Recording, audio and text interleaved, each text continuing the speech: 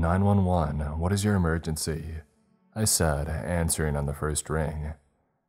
It had been a slow day up to that point, but that was all about to change in a moment. I just saw something bad. A hysterical voice cried out on the other end of the line. My neighbor, she's outside, and she's bleeding. Bleeding from where? I said.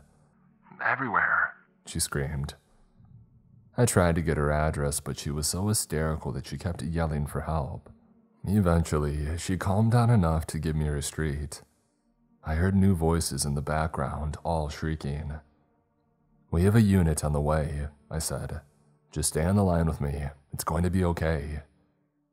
No, she whispered, barely audible over the screaming in the background. It isn't. A few minutes later, I was in the break room, getting a coffee and trying to stop my hands from shaking.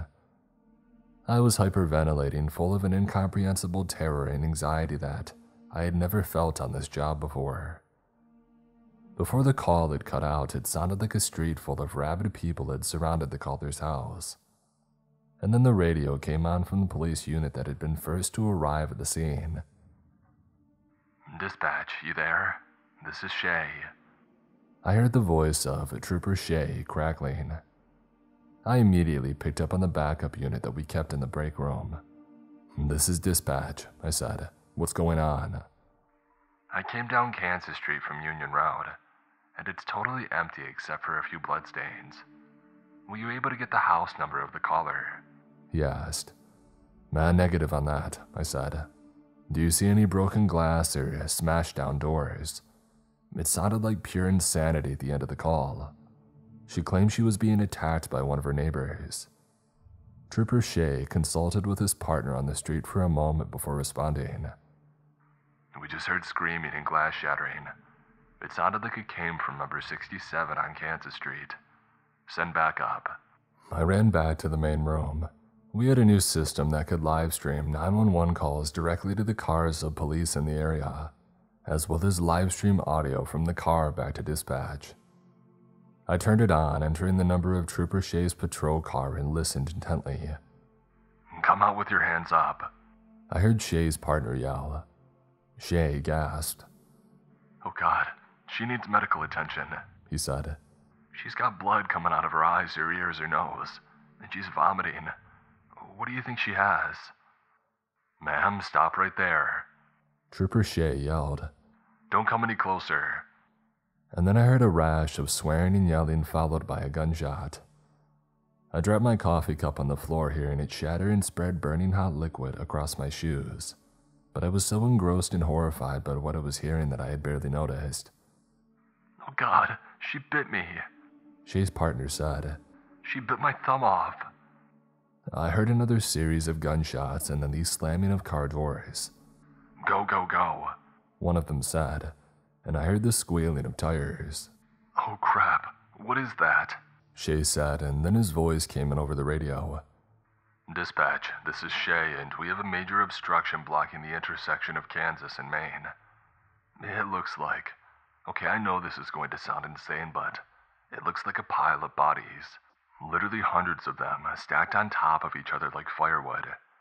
Maybe they're just mannequins, I don't know, but most of them look like they're bleeding.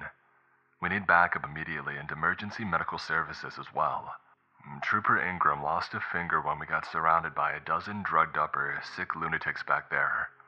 One of them bit me on the calf through my uniform, but I don't think that it will require medical attention. They were biting, scratching, and hissing like snakes. There's something wrong here, I'm telling you. This is dispatch, I said, and backup is on the way. I wanted to tell him to get the heck out of there and drive the other way, but I wasn't a cop. I had no authority to do any such thing. They would likely think it was their primary duty to secure and protect the scene until the other police arrived. My shift was about to end in a few minutes when this insanity began, and my replacement walked in just as I hung up the radio. She looked at me, one eyebrow raised. You are not going to believe this, I told her, and I briefed her on everything that was happening. Her mouth opened more and more as I recounted the story, her eyes widening in horror. And by the end, I still hadn't heard from Trooper Shay or his backup. I was having anxiety and just wanted to get out of there. My family lived nearby, and if there was some sort of crime spree or pandemic happening, I wanted to be home to protect them. My son was only 7 years old, and I knew that he couldn't protect himself in such an apocalyptic calamity as was occurring in our little town. As she sat down in the dispatcher's chair, another 911 call came in, and I took the opportunity to get my stuff and head out of there. I had only a 5-minute drive back home. My knuckles were white as I sped down the residential streets at 30 miles over the speed limit. Traffic was sparse and I saw nothing out of place. Until I turned onto my street, that is. My neighbor was an elderly man whose 6-year-old granddaughter lived with them. Both of them were standing in the middle of the road, staring up at the sun, their mouths agape. I saw long knives in each of their right hands. I slammed on the brakes a few feet away from them, but they didn't stir. I tried honking my horn, but they just kept staring up at the sky without any awareness. As I looked down from their faces, I realized they were both viciously sawing at their bodies, opening up slice after slice. A waterfall of red began to run down their skin, soaking into the pavement. I barely could keep it down. I backed up, driving on my neighbor's lawn to get around them, putting down the window to yell as I passed by. "What the heck are you doing, Mr. James?" I screamed at him. "Stop it." I wondered whether I should jump out and try to stop them, but with their current mental states, I felt they might be just as liable to stab me as not if I got out. Suddenly, Mr. James' eyes came down, focusing directly on mine, and the knives stopped moving. The little girl grinned at me, waving the soaked knife back and forth, sending droplets of crimson spraying on my car and on her dress. She's telling me to cut myself to let the viruses in," Mr. James said, and his granddaughter stared straight ahead like a doll. It was as if they felt no pain. I saw the tendons and muscles in their legs, their stomach and chest as they stood there, going deeper and faster, wavering like trees in a hurricane. Mr. James fell to the ground, red continuously pouring out of him, and his granddaughter pointed behind me, nearly tripping, her head lolling from side to side as her lips started to turn a light blue, probably from the blood loss and impending physical collapse. "She's here for you too," she said. "She wants to play with you. She wants you to open up and let the viruses slide in. They look for the soft and warm spots. They're so cold. Open it up and let them in, and you'll never be sad again." Slowly I turned, seeing the corpse of a girl standing there next to a tree in my neighbor's backyard. Her skin was bleached white and her mouth was sewn shut, ugly black stitches marring her cyanotic purplish lips. Her stringy black hair hung down past her shoulders, framing her face as she stared directly at me. Her eyes were milky white, like cataracts, and I saw countless bugs wriggling throughout her body, eating away at the skin of her arms and legs. "Do you feel the wetness of their tongues? The dead ones just want in." Her voice rang out in my head, distorted and demonic and low. Her lips never moved. The corpse girl just continued to stare in my direction. I felt hypnotized sitting there in my car, and then I felt them, cold tongues that drew across my back and chest. The car filled with the smell of sulfur and decay, and then my vision began to turn black as her voice took over my mind and I fell into a dreamless sleep. "Dad?" I felt little hands pushing on my chest. I opened one eye groggily, forgetting where I was for a few moments, and then I shot up in my seat, adrenaline coursing through my body as I looked around for the corpse girl. "She's gone, Dad. I got rid of her. For now." I looked down at him, amazed. "Anthony," I whispered, looking at him. My head throbbed painfully. "How did you get rid of that thing?" I asked. He shrugged. "I can do weird stuff sometimes, like during my birthday party last year." I remembered the birthday party clearly. We had a clown who juggled and cartwheeled and did all sorts of tricks for my son and his friends. My son said that he could juggle too and he wanted to show the clown. He had run into the house and grabbed a few of our knives and started throwing them up in the air. They seemed to slow down as he rose, floating slowly over his head. They fell as if through water, and Anthony grabbed them easily and threw them back up into the air. How was he doing that? The clown had asked me, breaking character. I had no idea and simply stood there speechless. And then I yelled his name and the knives had all clattered to the lawn. She was strong and I felt her mind. It was so cold, like an icicle going into my head, but I kept her back by building a wall. He pointed to the backyard where the corpse of the girl had stood. And kept her there, Dad. I realized that he wasn't talking about a physical wall but some sort of mental wall that he made in his mind. I nodded. She was trying to take you. I could feel the words that came out of her head and into yours. I heard everything she was saying, and she was showing me things, really bad and really scary things from where she comes from. She told me that in her home, all the roads are paved with bones of kids like myself, and that the girls like her have their mouths sewn shut, so that they never have to rely on using their mouths to speak. They use their brains somehow. The whole place is run by an insane god who lies by this silver stream. She showed me the god and I felt it looking at me. It was like insects were looking at me. Like insects with huge brains and big dark and scary eyes. He shuddered. What kind of god is that, Dad? A god we never want to meet, that's for sure, I said, tousling his hair trying to get him to smile. The God that we believe in is an eternal love and light. Whatever that little girl worships, it isn't God. Anthony's eyes continued to look blankly ahead as he recalled what the eldritch girl had shown him, and then they looked up at me sharply. I don't understand that stuff about viruses that she was saying. What's going on? Are we going to be sick? He asked, looking so helpless and little in his tiny windbreaker and jeans. I don't know what she's talking about, but we need to get out of here right now. I'm sure that we'll be fine if we can just get past the borders of the town. At least I think so. And I also think some sort of biological outbreak is causing people to go insane. As if on cue, a car sped past, fire leaping out of the shattered windows. I smelled burning rubber, hot metal, and roasting meat. A disgusting combination of aromas that the nightmarish scene had left in its wake. The driver hit a tree, flying through the windshield and smashing his body into the trunk at an incredible speed. I saw by the awkward angle of his neck that he was either dead or dying. He looked like a bird who had flown into a window, snapped in the head, lolling weakly at a 45-degree angle on a totally broken spine. I turned to look at him sharply. Where's your mother? In the house, he said. I took the keys out of the ignition, grabbing Anthony's small hand and running towards our home of 10 years. I kept looking left and right for the corpse girl, but she hadn't reappeared yet.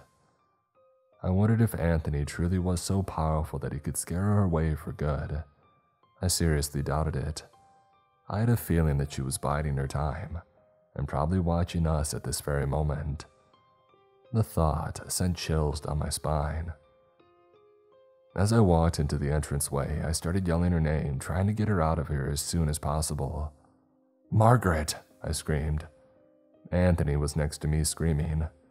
Mom, where are you? I led him to the kitchen first, where I grabbed a butcher knife and gave Anthony a smaller but still very sharp one from the drawer. Don't hurt yourself by accident with it, kiddo, I said. Only use it as a last resort. He nodded. I wish I had guns here, but we... At that moment, my words were cut off by a wailing and pain-filled shrieking from upstairs. I took Anthony's hand, unwilling to be separated from him for any reason now, and kicked open the master bedroom door. There I saw our priest, Father Lanigan, with a pistol to my wife's head. She was very clearly sick, bleeding from her eyes and nose, a waterfall of mess spilling out of his heaving and gasping mouth. I put my hands up. "Father Lanigan," I said loudly and simply, "put down the gun, you're sick." He just breathed louder and faster, his gray eyes beginning to film over with milky and blood-smeared cataracts. He reminded me more and more of that girl. Even his stare was similar, an almost reptilian glower that looked down on everything and everyone around. I took a step forward. All of his attention was focused on me. His gun hand shook hard. "Look, Father, you aren't like this," I said. "You can." But I never got to finish my sentence. At that moment, my son, small and brave, ran through the alternate door to the master bedroom, his small knife raised above his head like a tiny Amazonian warrior. "Let go of my mommy," Anthony said, plunging the knife into Father Lanigan's stomach. The priest howled in pain and I ran forward, grabbing his gun hand just as he was aiming it at my son. I pushed it up with all of my strength and the shout went high, blowing apart a dresser drawer. I took the knife and shoved it directly through his right eye. His other eye widened in surprise, the tears coming faster for a moment, and then he slumped to the floor. My heart racing, I grabbed the gun out of his hand, making sure that it wasn't pointed at my son or wife in case that he had the strength to pull the trigger one last time. And as it turns out, he did. The last shot went right through the window, the tinkling of glass mixing with the ringing in my ears from the gunshots at such a close distance. And then I had the revolver out of his hand, putting it into my back pocket and sighing. "Let's get out of this madhouse of a town," I said to my wife. She only cried and hugged me, putting her face against my shoulder for a few moments. And then we ran outside, grabbing some bottled water and canned foods on the way and throwing them in a plastic bag. I drove out of there as quickly as I could, entering the fields and woods at the edge of town. But just as I was about to cross over into the next town, I found that the road was blocked. Dozens of bodies were stacked on top of one another, crossing the road and the sides of the road. There was no possible way around them. Half of them were only wearing torn rags and some of them still twitched and moaned. They were all crying, vomiting, and it ran down the group. I pulled over, putting my head against the steering wheel, and I cried. I tried calling for help, but no phone calls would connect. The internet still worked, so I wrote up what had happened. In case my family and I don't make it out of here, I wanted somebody to know what's really happened in my town. Sighing in frustration and despair, grabbing the revolver and handing the butcher knife to my wife, we all got out of the car and started walking. As we walked past the pile of bodies stacked like cordwood in a pile 20 feet high, the wind seemed to pick up. The horrible smell emanated from the pile, nearly making me throw up. My son Anthony and my wife Margaret both tried to hide their faces in the crook of their elbows, their skin looking pale and all too white. I heard my little boy suppress a small retch, bending over as the smell grew stronger for a few moments. And then we were walking away, and though it was still terrible, the smell started to fade after a few hundred feet. I had driven on this road out of town hundreds of times in my life, and yet I realized I didn't recognize my surroundings. Furrowing my brow, I looked around. The pavement in front of us had turned white. I saw tiny bones placed closely together, forming the streets. The trees had also changed. They looked like weeping willows, but instead of long strands of leaves hanging down, they had what looked like intestines and long strands of hair blowing softly in the breeze, moving from side to side. As we drew closer, I realized thousands of bugs swarmed in the otherworldly branches. The concerted motion of so many insects gave them a shimmering, vibrating quality. There was a sound like high-pitched crying that came out of the forest, and as I looked closer, I realized these sounds were coming from the trees themselves. "Where are we?" my wife asked, her eyes wide, her body trembling. My heart beat so fast that I could no longer differentiate the separate beats. They all slammed together in a concerted frenzy, as I realized we had walked right out of our world and into the world of the monstrous corpse girl and her insane god that my son had told me about. She told me they call it Golgotha, my son whispered, the place of the skulls. But how did we get here? I asked. And more importantly, how do we get out? Can't we just turn around? I looked back down the road and realized the pile of bodies that had marked the entrance to this mad world was now gone. I saw only the white street paved with bones stretching off into the horizon, endless forests of willows with blood and intestines hanging from them lining each side. Nearby, I heard the gurgling of a stream. No, my son said softly. We are in here and I can feel their presence. The dead girl. She's watching us right now. She's trying to get in my... He pointed at his head. We have to go on ahead. I can keep her out though. She won't be able to get inside any of you if you're near me. I know how to fight her. She can try to reach inside of me or me inside of her. My wife grabbed my free hand tightly. I prayed to God that Anthony was right, that I wouldn't end slashing myself open to let unknown viruses in, or be forced to do something to my family by telepathic control, or something else that was hard to imagine, but had become only too real today. I'm scared, she whispered to me too quietly for my son to hear. I nodded to her grimly, opening the revolver and checking the bullets. I had only 4 left, and I didn't even know if bullets would harm the things in this place. Then we heard a voice that seemed to boom from the sky. It was deep and shaking the ground. Pieces of intestines fell from the trees around us, and the streets of bone shook, some of them falling out of place like pure white potholes. I grabbed my wife, steadying her as she almost toppled over. My son seemed almost unaffected, but his eyes were wide and he was looking straight up. I looked up also, seeing the sky had begun to rapidly turn from blue to black, as if an eclipse were happening. But I could see no sun, no source of light, no moon or stars. Instead, I only saw a face begin to emerge from the darkness. It was a face that seemed to stretch hundreds of miles across. Its skeletal cheekbones and bleached white forehead seemed to blend into the blackness of the sky. Its chattering jawbone and massive pointed teeth opened and closed, quickly in an eerie shuffling way that didn't match at all its words. It reminded me of a wind-up toy that I had had as a child, one that just had teeth that would chatter and bounce off of each other as the toy moved forward in a random way. But its eyes were its most disconcerting feature. They were pure silver, but in that silver, there was a rapid shimmering and rotating. Madness emanated from every part of its face, and I felt it looking deep into my mind. It had a presence that was not only insane but insectile, antithetical to life, and worst of all, eternal. "Have you brought me a new lamb for the slaughter?" it said in a voice like rushing water. "Give me the boy. He will have company with the dead ones, the other boys and girls here. They're all dead, but nothing here ever really dies. Give me your child and I'll let you go."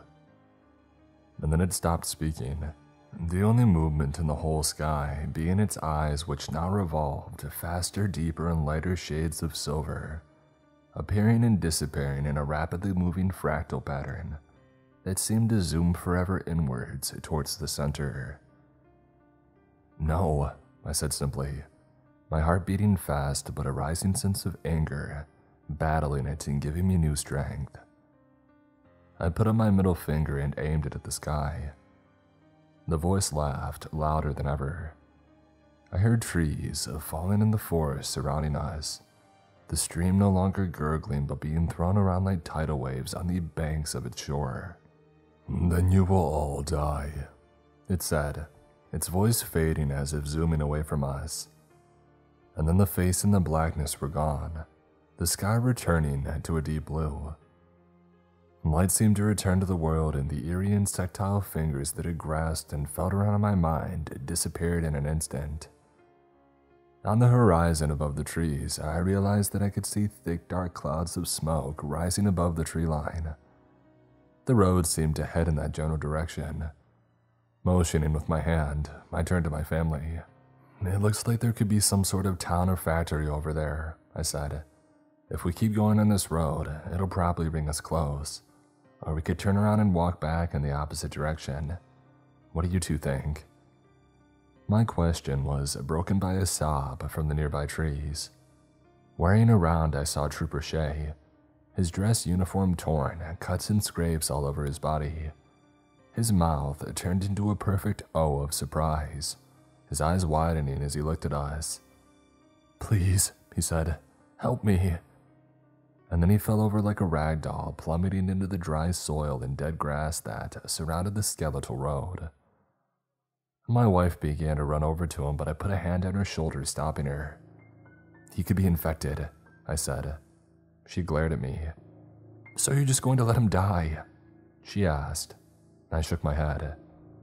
"We approach danger slowly," I said. "We only have one revolver with a few shots, one butcher knife, and the small knife that we gave Adam, which is basically a paring knife." I laughed, even though it wasn't funny. The sound of laughter in this grim place just felt wrong, and I quickly stopped. Margaret just gave me one more disapproving frown and then pushed my hand away and knelt beside Trooper Shea. She had some medical training, having been a certified nursing assistant in her early 20s, and used it to check him over briefly. She checked his pulse, his breathing, opened one eye and then the other to check the responsiveness of his pupils, and make sure that no blood was coming out of either. Turning back to me, she nodded. "He doesn't seem sick like the others," she said. "He was laying on his back and she flipped him over to check for injuries on that side. As soon as she did, we all saw the cause of his collapse. He was bleeding rather heavily. It looked like somebody had stuck a knife into the back of his left shoulder and then pulled it out again. The blood was clotting, staining his uniform a dirty red color on the back. He had clearly lost a great deal of blood." "I don't think that it hit an artery," my wife said to me. My son stood behind me, holding my free hand while I kept the revolver ready, scanning the forest and road for any sign of movement. At that point, Trooper Shea began to moan, his eyes fluttering open. "Do you," he said, licking his lips and clearing his voice. "Water?" "Well, there is a stream nearby," I said, getting up. "I don't know if it's drinkable, however. For all I know, the streams here could be made of pure mercury." He shook his head. "They're water," Shea said, coming back more and more to consciousness as he spoke. "I drank some of it when I was running and it tasted fine." He got up slowly and my wife came running over. He put an arm around her, looking like he might fall over again, but after a few breaths, he steadied himself. "Something was chasing me. I don't know how I got here. One minute I was in the fields running towards the woods, and then suddenly, the trees had all changed and the sky went black. One of those nut jobs in the middle of town stabbed me in the back. My partner ended up getting bitten and became so sick within minutes that I knew there was no way of getting him out of there. He went down fighting though.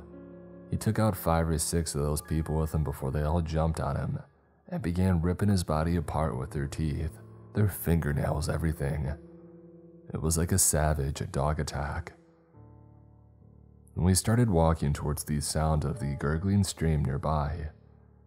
As soon as we reached the shallow bank, Trooper Shea fell to his knees, cupping his palms and drinking as much water as he could handle. And then he splashed it on his face and stood up. "All right, let's get out of this place," he said, pulling out his service pistol and putting a fresh magazine in it. We returned to the road and began to walk towards the smoke in the sky. Within minutes, the forest started to clear out and I saw towering buildings on the horizon drawing closer. It was eerie how quiet they were, however. I didn't hear a single car or bus coming from that direction. Soon the forest and the hanging intestines and everything were behind us, and we stood in a post-apocalyptic nightmare. Buildings hundreds of stories tall stood all around us, many with their windows smashed out.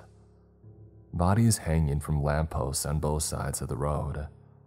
Many had been there for so long that the skin and muscle were sloughing off, rancid gas causing them to bloat, their faces unrecognizable, their clothes bowing out from the pressure of the decomposition.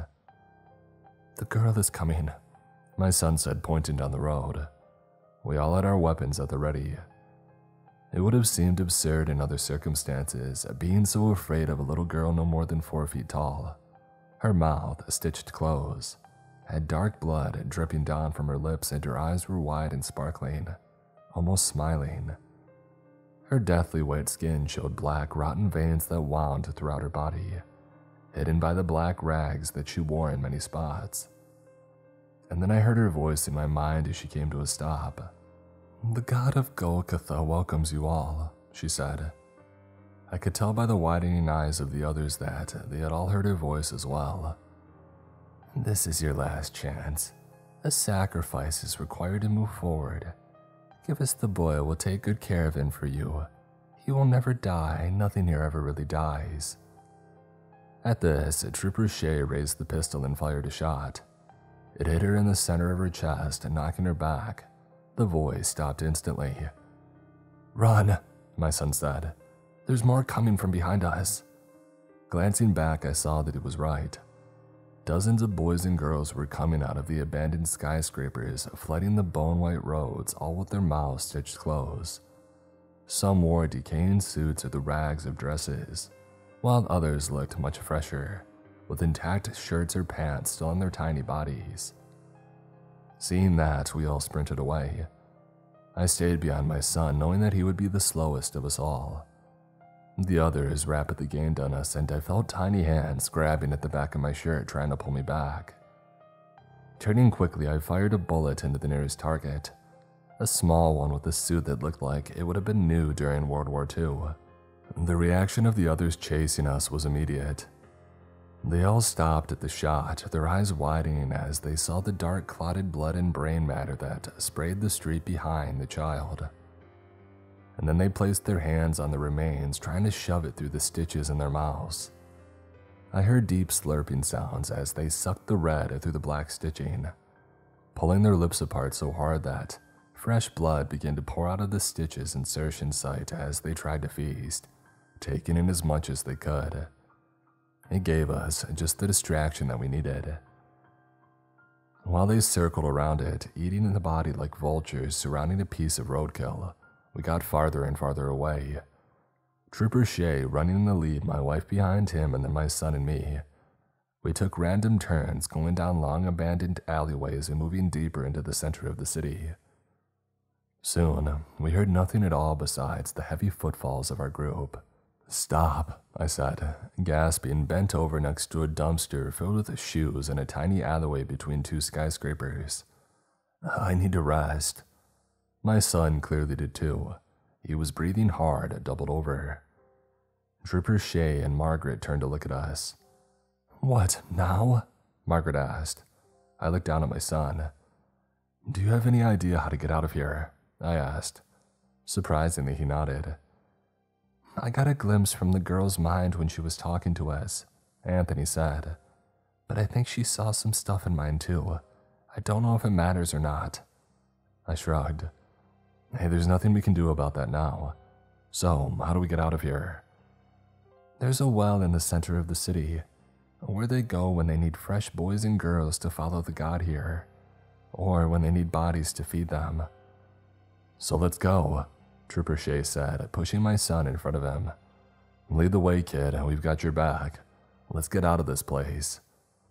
Nodding, Anthony started walking on shaky legs. We followed him out of the alleyway to a massive street 6 lanes wide. "It should be down this way," Anthony said, pointing deeper into the tangle of abandoned buildings. I saw a cloud of black smoke where his finger had pointed. And then we heard the voice of that insane god again, but not coming from the sky this time. It was on the street not far away. The ground started to shake. Turning to look in the opposite direction that my son had pointed, I saw a behemoth dozens of feet tall. It had the same skeletal face, the same chattering jawbone and sharpened teeth. but it now stood on a slender body with marks marring nearly every inch of its skin. "Thank you for delivering the lamb to me personally," it said in that voice so much like a waterfall, each syllable pounding into the other and causing small earthquakes as it spoke. There was no way that we could outrun it. Through its legs and arms were emaciated sticks with bones showing through its countless injuries. It was fast and very tall. My wife looked back at me one last time. "Get him out of here," she whispered to me, pointed at Anthony. "No matter what it takes." And then she ran directly at the insane god.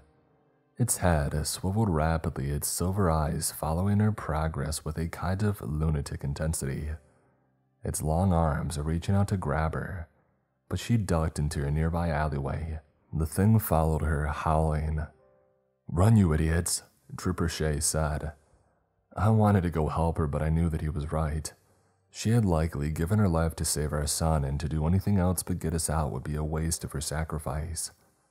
With tears pouring down my cheeks, I pushed my son ahead. "Go, Anthony," I screamed. Looking back at me bewildered, he looked like he would just stand there forever. "But what about Mommy?" he cried. "Just go." And then we all started to run. The black cloud of smoke was growing rapidly nearer when I heard the shrieks of a woman. I knew that it was Margaret. It sounded like she was being burned alive, a kind of pain and horror that I had never heard in any voice before, even as a 911 dispatcher. I could see the well that Anthony was talking about now, only a few hundred feet away. Black clouds of smoke emanated from it, blocking out the sky above it. It seemed as if it had some eternal fire burning within it. And then the children began to crawl and run out from every street and alleyway surrounding the well, forming a rough circle around it. They all stopped and stared at us with their lifeless eyes. "I have an idea," Trooper Shea said, looking at me with shell-shocked eyes. "But you're not going to like it."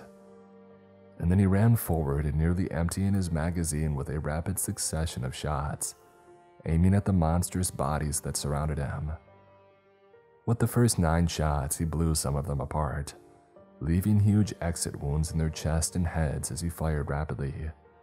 And then they closed all around him, and I knew that he was out of time and nearly out of ammo.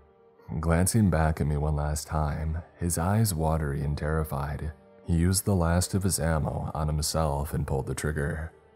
I saw it in slow motion. "No!" I screamed, but it was too late. The shot rang out, and the corpse children swarmed all over his body, dipping their small white hands into him, trying to shove as much of it as they could into their stitched mouths. Without a moment of hesitation, I lifted Anthony and ran forward, jumping into the well, the clouds of black smoke enveloping us as we fell. I woke up at the border of the town, surrounded by people in hazmat suits. I saw countless agents in unmarked black SUVs blocking off the border of the town. One man in a hazmat suit came over, shining a light in my eyes. I saw another doing the same to Anthony next to me, and then I fell back into unconsciousness. I awoke later in a medical facility surrounded by a few agents in black suits. They wouldn't tell me which agency they came from, but told me my entire town had an outbreak of a mutated form of rabies. I shook my head. "There was a girl with her mouth stitched closed," I said, and they laughed. A few of the other survivors said the same thing. Likely mass hysteria. Maybe a group hallucination from the stress of seeing such a horrifying outbreak. We have the entire town quarantined, however. So far, we've been able to keep this out of the media, and the goal is to continue to do that. We don't need you to go around talking about monsters. I stopped listening after that, knowing that they would never believe me. They never mentioned how many of the bodies were never found, including those of my wife and Trooper Shea, both of whom had sacrificed themselves to save us. Nor how a mutated form of rabies could stack hundreds of bodies into piles like cordwood, blocking off many of the roads into or out of town. Since then, Anthony and I have moved far away from that town, the one that took my wife and all of my friends. I thought that I had left the terror behind and started to heal. But then last night as I fell asleep, I had a dream of an insane god with chattering teeth and silver eyes, telling me that he would see me again soon. When I awoke, my floor was covered in footprints that left behind dark, clotted blood leading towards my bed.